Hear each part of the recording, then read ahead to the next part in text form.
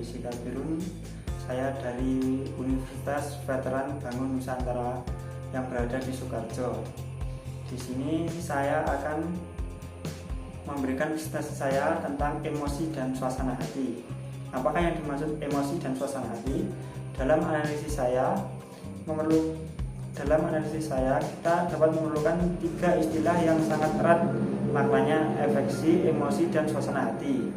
Yang pertama, afeksi adalah istilah umum yang mencakup kisaran yang luas perasaan yang didalami seseorang. Yang kedua, emosi. Emosi adalah perasaan intens yang diarahkan pada seseorang atau sesuatu. Tiga, suasana hati adalah perasaan yang kurang intens dibandingkan emosi dan sering muncul tanpa sebuah peristiwa spesifik sebagai stimulus.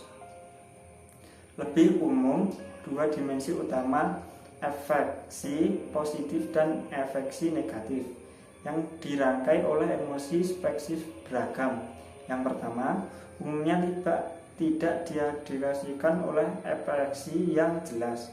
Dua, kognitif, istilah yang merujuk pada aktivitas mental yang berkaitan dengan pikiran, persepsi, ingatan, dan pengelolaan informasi. Kognitif juga dapat diartikan sebagai proses pembelajaran, yaitu tahap dari tidak tahu menjadi paham. Emosi dasar. Emosi adalah pengalaman manusia yang kompleks. Ada 6 emosi universal yang sering disepakati. Yang pertama, amarah. Kedua, ketakutan. Tiga, kesedihan. Keempat, kebahagiaan. Kelima, rasa jijik. Keenam, kejutan.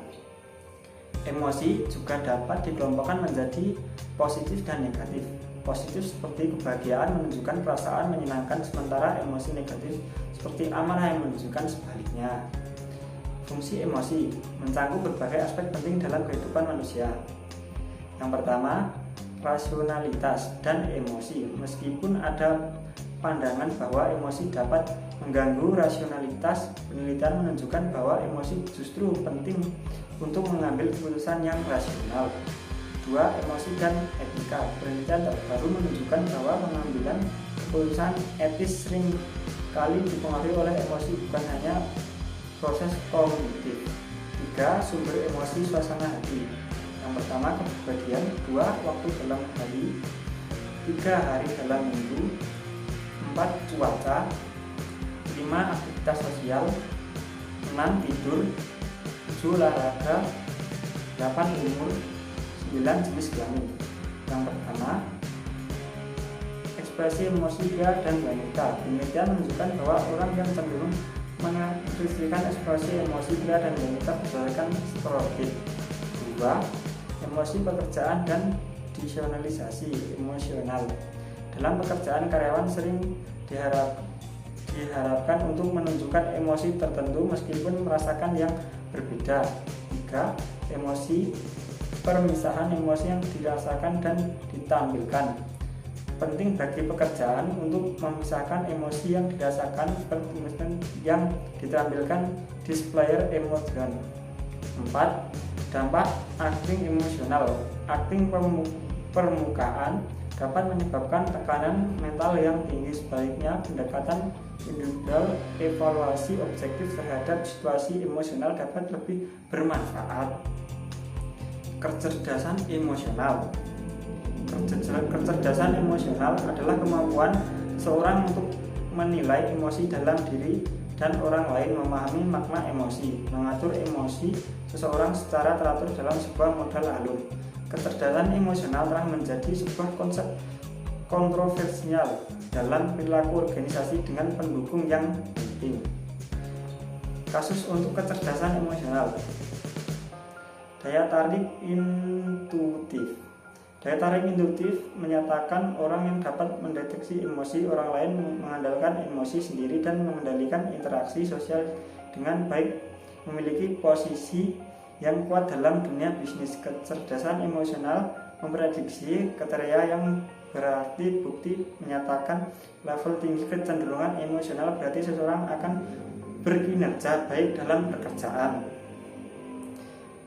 Kasus yang bertentangan dengan kecerdasan emosional. Para peneliti kecerdasan emosional tidak sepakat tentang definisi bagi bayal penelitian tidak jelas apakah kecerdasan emosional itu karena para peneliti menggunakan definisi yang berbeda. Kecenderungan emosional tidak dapat diukur. Banyak kritik telah dikarenakan mereka berpendapat bahwa kecerdasan emosional adalah sebuah bentuk integrasi. Kecerdasan emosional tidak lebih sekedar kepribadian berbeda. Beberapa kritik berpendapat bahwa karena kecerdasan emosional sangat erat kaitannya dengan intelijensia dan kepribadian, sekali adalah mengendalikan faktor-faktor ini tidak ada lagi hal unik yang ditawarkan. Aplikasi perilaku organisasi terhadap emosi dan suasana hati. Dalam bagian ini, kita menilai bagaimana pemahaman emosi dan suasana hati dapat meningkatkan kemampuan kita untuk menjelaskan memperkirakan proses seleksi dalam organisasi, pengambilan keputusan, kreativitas, motivasi kepemimpinan, konflik interpersonal, negosiasi, layanan pelanggan, sikap kerja, dan perilaku tempat kerja. Menyimpang, kita juga melihat bagaimana manajer dapat mempengaruhi suasana hati kita. Dampak emosi dalam dunia kerja. Yang pertama, seleksi karyawan. Kecerdasan emosional menjadi faktor penting dalam proses rekrutmen, terutama untuk pekerjaan yang melibatkan interaksi sosial yang tinggi. Kedua, pengambilan keputusan. Emosi positif umumnya dikaitkan dengan pengambilan keputusan yang lebih baik, sementara emosi negatif dapat menghambat proses ini. Ketiga, kreativitas. Suasana hati positif dapat meningkatkan kreativitas, namun ada perbedaan mengenai peran emosi negatif dalam konteks ini. 4. Motivasi. Emosi positif dan umpan balik positif dapat meningkatkan motivasi kerja. Kelima, kepemimpinan. Kepemimpinan yang efektif melibatkan penggunaan emosi untuk menginspirasi dan memotivasi tim. 6. Negosiasi. Emosi dapat menjadi pedang bermata dua dalam negosiasi. 7. Layanan pelanggan. Suasana hati karyawan dapat mempengaruhi kreativitas layanan pelanggan dan keputusan pelanggan. 8. Sikap kerja. Emosi di tempat kerja dapat mempengaruhi suasana hati di luar pekerjaan. 9. Perilaku menyimpang. Layanan pelanggan. Suasana hati karyawan dapat mempengaruhi kualitas layanan pelanggan dan kepuasan pelanggan. 8. Sikap kerja. Suasana hati luar pekerjaan.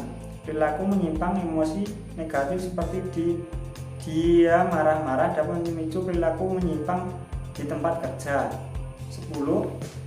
Keselamatan kerja. Suasana hati buruk dapat meningkatkan resiko terjadinya kecelakaan kerja.